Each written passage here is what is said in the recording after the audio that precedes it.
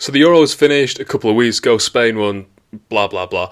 But the transfer window has been open for about a month now, and there's not been much action, to be honest. I mean, we're looking at the top six clubs. They've collectively spent less than 300 million, and I know that sounds silly saying they've spent less than 300 million, but that used to be a Man United transfer window or a Chelsea transfer window by themselves, and now they haven't done that together. I mean, Liverpool haven't spent any money yet. It is ridiculous that they've got a new manager. I mean, it's normally the new manager that brings in the new signings, and I believe they're linked to Kvaratskhelia from Napoli. But still, no signing, and August is less than 2 weeks away. It's pretty interesting. So in this video, we're going to look at, is it good for the Premier League that teams are spending less, or is it an issue for the future? Let's start on if it's an issue, because I think this is basically Newcastle fans' arguments for the last year or so. Their argument has been they haven't been able to spend the owner's ridiculous amount of money on their squad, and they feel like a lot of their players are going to have to get sold to basically keep in with PSR rules, profit and sustainability, and they're going to have to sell Bruno Guimaraes or Alexander Isak to Man City or Arsenal or Liverpool. And it is a bit unfair in a way, because essentially just making the top six better and dragging the ladder up behind them. And I personally don't think it's a conspiracy that the Premier League wants to keep the top six all happy and keep everyone else in the dust. Because one, if you want to pass a new rule, you have to get 14 clubs a sign-off, which basically means the top six can't just veto anything they want.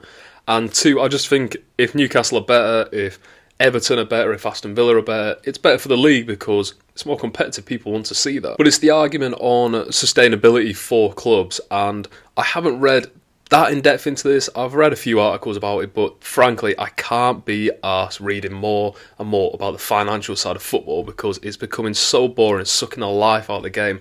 However, for the sake of this video, we'll talk about it in the sense that I don't think it's great for the Premier League that they're trying to make teams sustainable, because I think teams are just going to be sustainable. There's so much money compared to the three other professional divisions in England. League One, League Two and the Championship, I completely understand making teams sustainable, because you don't want to see an owner do what they did to Scunthorpe or Bury, and basically in Bury's case have the team cease to exist until last season. But in terms of the Premier League, they get hundreds of millions each year just from the TV deals alone, and think about the international TV deals as well with America. I don't think that there should be no cap on spending at all, but at the end of the day, if a trillionaire wants to come in and buy Newcastle United, in my opinion, they should be able to spend at least a lot more what they are spending at the moment. Because look at Newcastle in this transfer window, they haven't spent much money, and they've had to sell Elliot Anderson to Nottingham Forest for 35 million, which is, I think, is a great deal for Newcastle. He's a good player, but I don't think he was that good.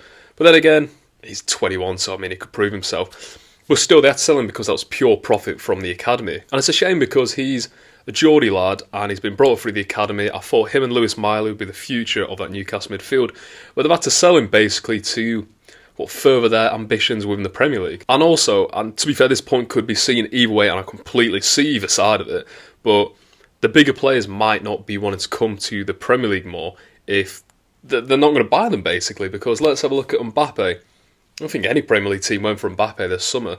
Maybe 3 or 4 years ago they might have done, but he's gone to Real Madrid. Victor Osimhen, I'm seeing no transfer links to the Premier League, but he might go to PSG. And as much as I love the rivalries, I love the humbleness in English football, I also love Erling Haaland scoring 35 goals, Kevin De Bruyne doing 25 assists, Luis Suarez back in the day scoring 34 goals and 19 assists in the league. It's great entertainment just from a neutral fan. I mean, it's even speaking of Kevin De Bruyne, him and Edison are linked to Al Etihad in Saudi Arabia to go there, which, I mean, it's a crazy thing that Man City, who are just, they have so much money and they have so much revenue nowadays coming in, that even they still might sell Kevin De Bruyne to the Saudi Pro League, probably to keep within the rules. And don't get me wrong, I'm not one of these people who's just a Premier League fan. I love non-league football and lower league football. I'm not one of these people who just watch it on TV, never go to the games. So I don't just want the Premier League to become a Super League and just buy everyone and everything like that.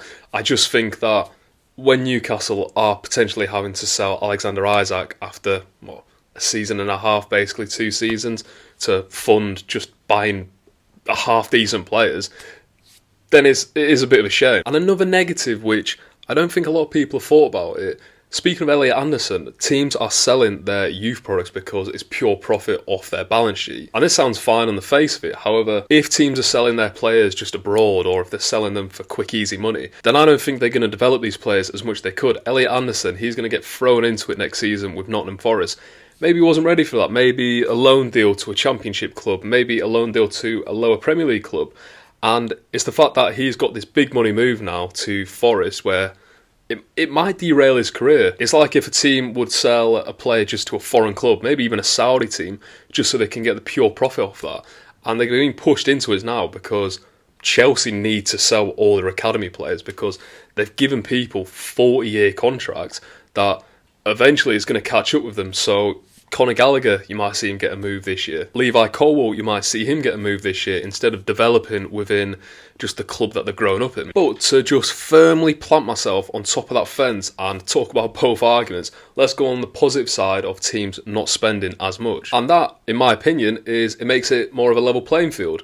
And let's take a look at last season. Aston Villa got top 4, Champions League football, fantastic. Villa Park is going to be booming next season. But if you think about it, a lot of cases in the past, you get to January and a Man City, an Arsenal, Man United might bring in that £50 million sign. I mean, look at Liverpool a few years ago with Luis Diaz. He changed that season, and I think that was the one when we won the Carabao Cup and the FA Cup.